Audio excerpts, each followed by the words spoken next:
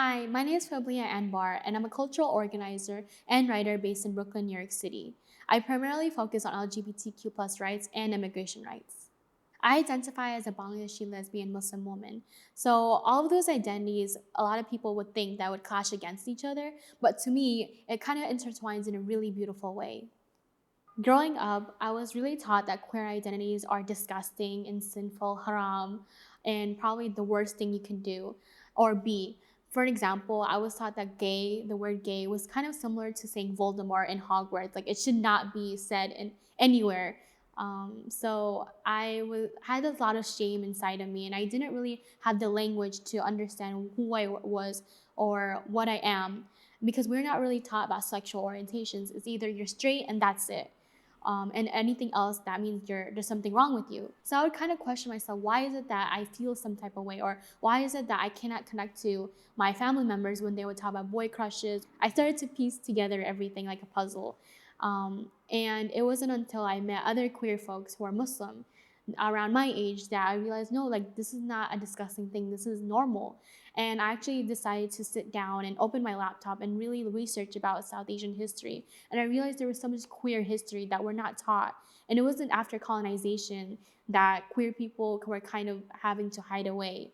And there's hijras that exist, and there's wonderful gay activists and organizers that still live in Bangladesh and are happy with their lives, but they still have to fight for who they are. For me, well, I came to terms with my identity as a queer woman when I was 18 years old. But I truly still felt so alone because I didn't know other Bangladeshis at the time within my own community or even other South Asians who were gay. It wasn't until a few months later, after my 18th birthday, that I met my best friend at the time, who was also Bengali and actually lesbian as well. It was just so transformative to me. I feel like friendships are so revolutionary, and it just taught me so much about myself.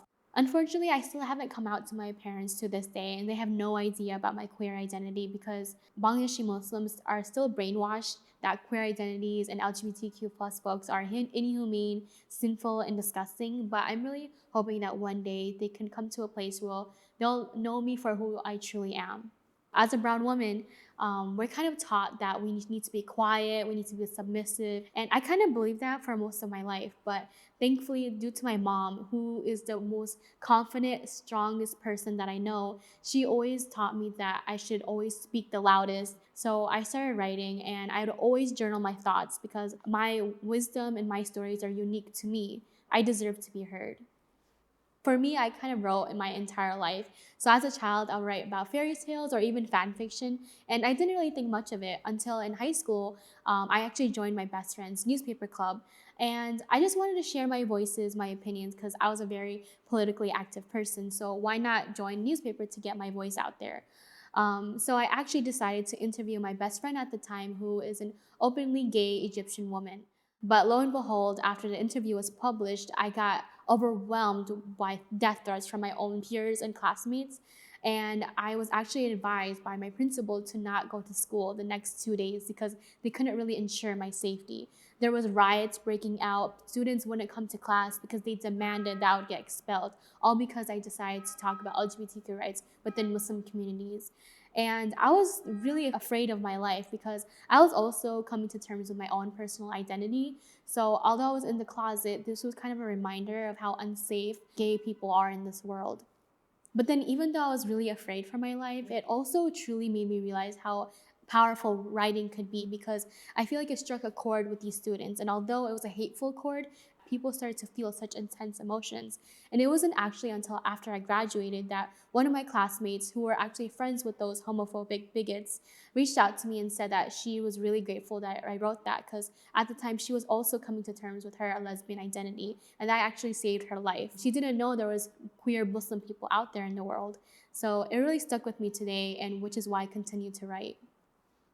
These are my journals. I actually started writing when I was 8 years old, and I haven't stopped since because I don't know, I feel like having a tangible archive of my life is really beautiful. And it's really funny to see like cringy stories, but it's also kind of painful because, I went through a tough time growing up, like bullying and isolation. So sometimes I read back and I get kind of sad of what I went through, but then I think about how much I've changed and how those experiences really taught me so much about myself and made me the strong person I am today.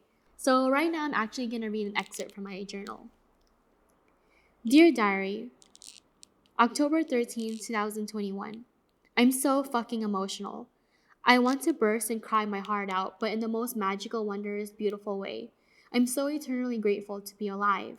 Right now, I'm sitting on a bench in Prospect Hall under a glorious tall tree. Its branches are waving above me, fanned out like it wants to give me a hug, or shielding me, protecting me, loving me. I'm in front of a beautiful lake with lily pads. It's so calm, not a soul in sight. I close my eyes and fill my lungs with fresh air. I let the gentle breeze hit my face and I breathe it in. I'm breathing it all in before it's gone. I want to devour this. I want it to fill me up. I don't ever want to forget this beautiful, soft memory. So in 2019, I established a grassroots collective called the Marigold Seeds Collective, which is an organization that uplifts the voices of South Asian and Indo-Caribbean LGBTQ folks. So we do monthly support group meetings, book clubs, open mics, and etc. It's just a place that where people can not only find people that look like them, but also share the same identities. I remember in high school how it was the most horrible feeling in the world, feeling so isolated and alone. And I really hope that no one else can ever feel that way either. So I organize spaces so people can get to know each other and have that sense of community and also that sense of family and familial love that they probably don't get from their own parents.